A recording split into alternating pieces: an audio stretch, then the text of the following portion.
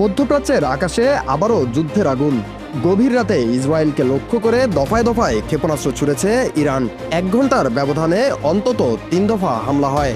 সাইরেনে কেঁপে উঠেছে Tel Aviv, Haifa, Jerusalem. শহর জুড়ে বাংকারে ছুটছে হাজারো মানুষ। রাস্তায় নেমেছে আতঙ্কের ছায়া। ইসরায়েলি গণমাধ্যম টাইমস অব ইসরায়েল জানিয়েছে, গভীর রাতে নতুন করে মিসাইল নিক্ষেপ করে তেহরান। দক্ষিণাঞ্চল জুড়ে সতর্কতা সাইরেন বেজে ওঠে।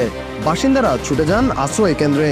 আকাশে ইন্টারসেপ্টর মিসাইলের ঝলকানি, বিস্ফোরণের শব্দ, পুরোটাই যেন এক সিনেমা দৃশ্য।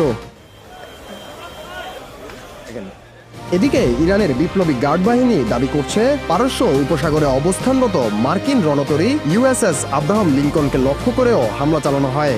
তবে একজন মার্কিন কর্মকর্তা আল জাজিরাকে জানিয়েছেন, রণতরী অক্ষত আছে, স্বাভাবিক কার্যক্রম চালিয়ে যাচ্ছে।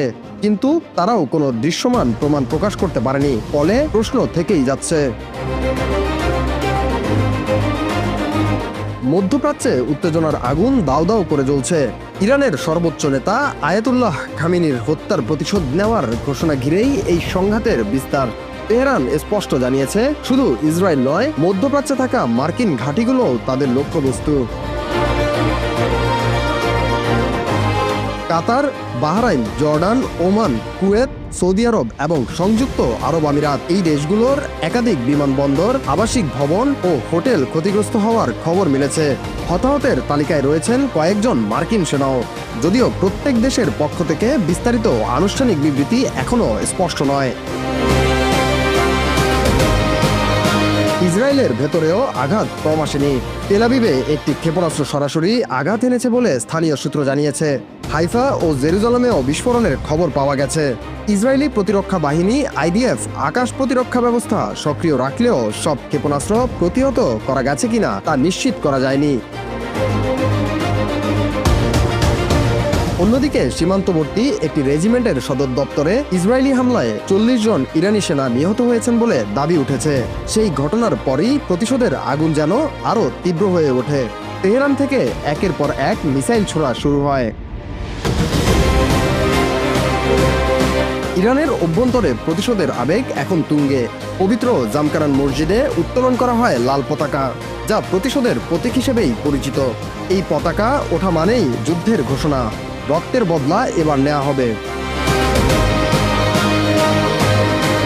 পারস্য উপসাগর জুড়ে সামরিক জোট, আঞ্চলিক ঘাঁটি, জ্বালানি সরবরাহ সবকিছু জড়িয়ে গেছে ইরান ইসরায়েল যুক্তরাষ্ট্র যুদ্ধে। তেলের বাজারে অস্থিরতা, আন্তর্জাতিক ফ্লাইটে বিঘ্ন, বিশ্ব অর্থনীতিতে চাপ, সব মিলিয়ে পরিস্থিতি ভয়াবহ মোড় নিচ্ছে। একদিকে ইসরায়েলি আকাশ প্রতিরক্ষা, অন্যদিকে ইরানের ব্যালিস্টিক ও ক্রুজ মিসাইল।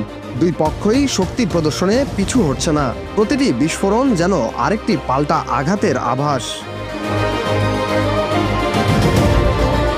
রাতভর সাইরেন, আগুনের রেখা আর বিস্ফোরণের শব্দ।